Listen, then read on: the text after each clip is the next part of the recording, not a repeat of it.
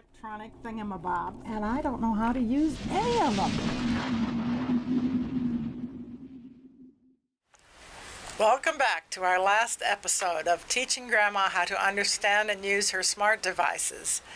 I have a big question for you boys today. I've been very anxious to know how to talk to the rest of my grandchildren in the mainland. So can we talk about something like that today? Yes, we can. Yeah, we can, Grandma. Today we're going to be showing you how to communicate with family members who are far away from your home, even in a different country or on a different continent, so very far. So first we have up is video chat.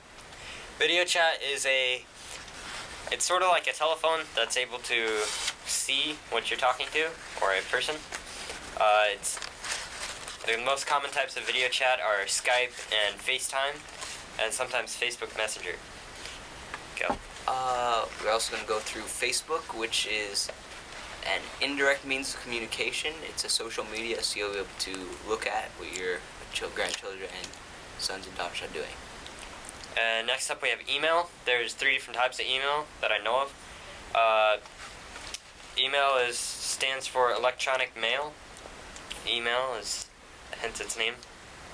First we have Gmail, then we have Hotmail, Yahoo. There's like all different other email like addresses and everything that you can have. And lastly, we're going to go over text messaging. It's probably the most direct. It'll go straight to them, and so they'll be able to read the messages that you send them. Sounds good. So for video chat, like I mentioned earlier, there's Skype and FaceTime. Those are the 2 most popular. And then sometimes you have Messenger that also has like a video chat. Facebook, there's just the one that looks like it's the big F in the blue box. Next up we got email. There's Apple Mail, so they just call it Mail, or there's Gmail. It's another app that you can use, made by Google. That's why it's called Gmail. Google Mail. And then texting, it's going to be looking like the chat bubble in the box. Sounds good. So video chatting is an emphasis on pretty much you gotta have both people talking at the same time, and it needs to be, let's say, yeah. Oh, they you just mean need to they be on both need to be there yeah, at the same time? they both need kind to of. be there at the Yeah, same time. I gotcha. Like a phone call. Okay. Video chat usually uses the internet. Both parties need to have the same application, such as FaceTime or Skype, so you can chat with your friends and see them on your phone. Okay. Oh, another example of using FaceTime. So this is going to be what you're seeing when you're using FaceTime. The main screen is a live video of the person you'll be talking to, and in one of the corners you'll see a video of yourself, so you can see how you're positioned and what they're seeing. The red button is to hang up. The button to the right is to mute your mic in case you don't want them to hear something, and the camera switch flip thing is to flip the camera in case you want to show them something with a different camera on your device. This is another example of Apple FaceTime. This is our editor, Elder Stanley, talking with his family, as you can see. Next one. This video chat using an application called Skype, so this is different from the other ones. This application is available on most devices, including desktop computers and tablets. Skype is often used by our soldiers and people in different countries. Next, we're going to be moving into Facebook. Just some quick statistics about Facebook. About 68% of Americans use Facebook, but only half of teens use it, so it's not as very popular with our generation. 35% of Facebook's audience is under 25, so that means the other percent that's not 35 is over 25, so they're pretty old. The number of American Facebook users age 65 and up has doubled to 41%, and roughly 10% of Facebook users are American. 1.1 billion Facebook users speak English, and the communication is at your convenience, meaning you can go on whenever you want and check and talk to people. And they also have their own messaging and video chat system. So Facebook is for me, in other words. Oh yes, Yes. so you can do it whenever you want. This shows a family group on Facebook. By making a private group, family members can post pictures and share videos within themselves without having to worry about privacy, because it'll just be them in the group. There are lots of other types of groups besides the family, such as clubs, church groups, and particular interest groups. Say you like to knit blankets, you're able to join a private group all about knitting blankets. Okay, gotcha. Here's a public example, or here's an example of a public Facebook page that can be seen by all of your friends and people who search for information from you. So if somebody were to look up you on Facebook by using the search bar, type in your name or whatever, or your username, or yeah, pretty much that. This is what they'll find. They'll find a page that has all stuff pretty much about you, stuff that you post, stuff that you like, pretty much basic things like that. Here's another example of a Facebook post. By tagging people in pictures with their friends will be notified that the picture has their friend in it. So if you tagged one of your friends, then their friends would be able to see it because they're in it. Okay, I gotcha. Here's an example of what a friends list looks like in Facebook. People can request to be your friends, or they can invite you to be your friends. Pretty much as a friend, they would see a post every time you post it. They would get a notification about it, possibly, and you're able to talk with them through Facebook Messenger. Next form of communication is email. So, as Austin said before, it stands for electronic mail.